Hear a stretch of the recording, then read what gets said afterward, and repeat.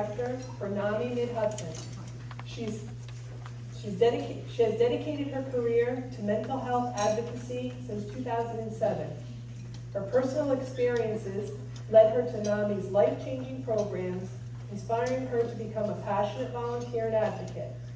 As Program Director, she oversees various mental health initiatives and is a certified instructor for several educational classes.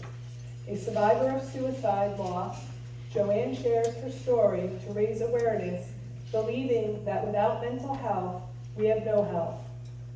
Her dedication to mental health education and advocacy has earned her multiple awards, including the Outreach and Awareness Award from NAMI New York State and the Public Health Partnership Award from the Dutchess County Board of Health. For over a decade, Joanne has mentored volunteers, promoting the rights of people with mental health conditions and improving the lives of those NAMI serves. Please welcome to the podium from NAMI Mid-Hudson, Joanne Brown.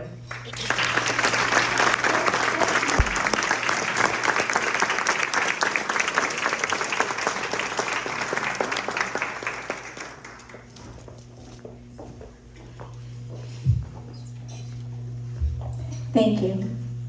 Congratulations to all the amazing Athena nominees, and I'm honored to be one of them. True courage is shown by action. Acting courageously is not the absence of fear. In fact, it's taking the action in the midst of fear. A path I never expected led me to the mental health field. This path started when my son, Mark William, had developed a mental health condition called schizoaffective disorder at 22 years of age. It took courage to face the fact that this is what happened to my loved one, and amidst my fright, fear, and disbelief, to take the courageous action of reaching out. Many find NAMI Mid-Hudson in these exact circumstances. Education is provided through an 8-week class called Family to Family. It was life-changing. I no longer felt alone and learned there is help and hope. We gained knowledge about the resources and learned communication and problem-solving skills. I was now prepared with a crisis plan. Now we were helped and ready to embrace and encourage others. My husband and I became trained family-to-family teachers. It felt so good to be able to give back to the community. Courage gives you the power to chase after things that are important to you and to act courageously. NAMI Mid-Hudson had passionate volunteers, and I became one of them. The need was great to not only get the word out about these classes, but to provide the local families with support and resources as they courageously advocate for their loved ones. I approached the county and other sources to secure funding so NAMI Mid-Hudson could take the steps to have paid staff. I hope my courageous journey will inspire other leaders to take the initiative to follow their instincts when they see a need in the community as well. Courage impels us to speak and act with boldness. Over the 10 years of being my son's caregiver, I had done my due diligence.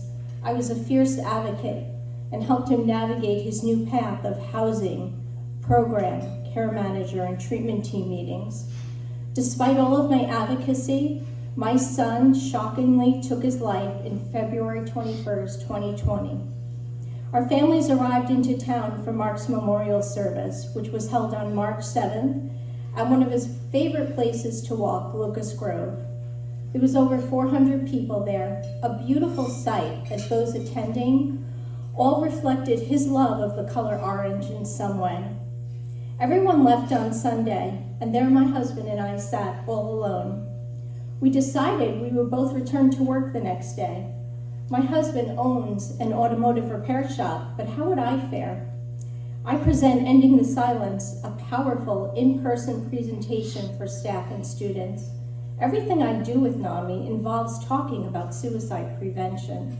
I had 3 presentations that very week. Acting courageously bolsters your self-confidence and allows you to believe in your abilities. As soon as I completed my first presentation, I knew I would be okay.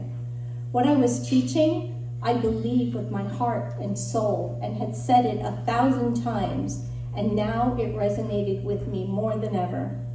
Suicide is complicated, not caused by one event, big or small, but usually by a mental health condition that prevents a person from thinking clearly and rationally.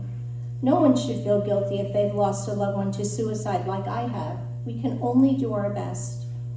As I was presenting on March 13th, the administrator came in and announced the school, along with the world, was closing down due to COVID. Our lives had just completely changed, and with the sudden death of our son, so had everyone else's. To me, it felt like suddenly everyone had a son with schizoaffective disorder. People were living on edge, scared all the time, not knowing what was coming next, and living with constant uncertainty. These all too familiar feelings were what I had experienced over the last 10 years. I always voiced loudly, my son deserved a medal for courage, and often tell that to the young adults that I mentor who tell their story of their arduous mental health journey to help others. The courage it takes to share your story might be the very thing someone else needs to open their heart to hope.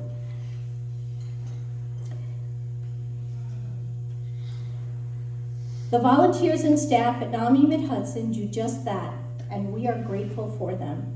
I thrive on the positive comments from those who graduate our classes, and one family commented, "We are amazed at your inner strength and continued positive life spirit, demonstrating how to survive a personal tragedy with grace and hope. May we all continue to act courageously."